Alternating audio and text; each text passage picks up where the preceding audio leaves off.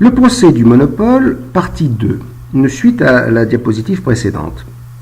Nous avons vu sur quoi reposait l'acte d'accusation et la défense du monopole, mais nous n'avons pas suffisamment expliqué d'où venait ce fameux pouvoir de monopole qui est à l'origine d'un comportement qui entraîne le rationnement des consommateurs.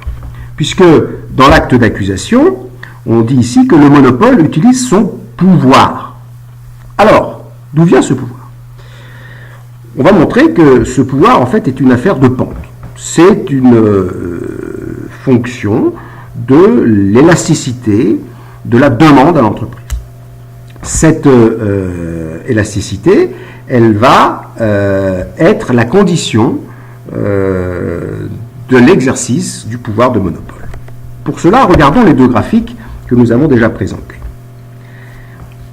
Sur la gauche ici, la situation de monopole, on voit que la demande au monopole, donc la demande à l'entreprise en situation de monopole, est une droite qui a une certaine pente, ce qui signifie que lorsque les quantités vont baisser, via cette fonction de demande, les prix vont monter.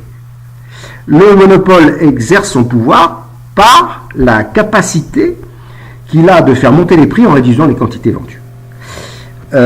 Cette capacité n'existe pas en concurrence. N'existe pas en concurrence car ce qui fait la particularité de la concurrence, et c'est ça qu'il faut bien comprendre, c'est que la demande à l'entreprise en situation de concurrence, c'est une droite horizontale qui est égale au prix qui s'impose à elle. Donc face à une demande horizontale comme ça, dont l'élasticité est infinie, l'entreprise en concurrence n'a aucun intérêt à essayer de réduire ses quantités puisque elle ne provoquera aucun effet sur le prix. Elle ne fera que baisser son chiffre d'affaires.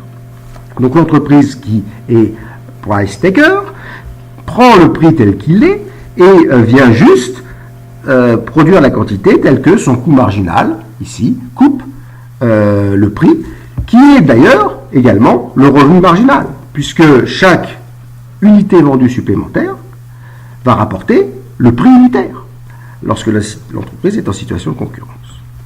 Dernière chose, on peut voir que l'écart entre le prix en concurrence ici et le prix de monopole va être fonction de l'élasticité de la demande ici.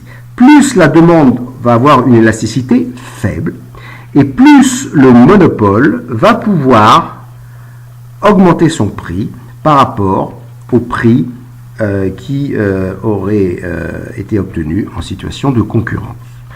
On peut même dire d'ailleurs que ce pouvoir dépend de l'inverse ici de l'élasticité prix. Dernière chose, le résultat, c'est que la perte collective, ici, qui est égale à ce petit triangle, va être d'autant plus importante que l'élasticité de la demande sera faible. Donc en fait, le pouvoir du monopole, c'est quelque chose qui ne repose que sur la pente de la droite de la demande. C'est assez simple en fait, pour synthétiser un phénomène qui a plein de conséquences, qui s'intitule le pouvoir de monopole. Je vous remercie.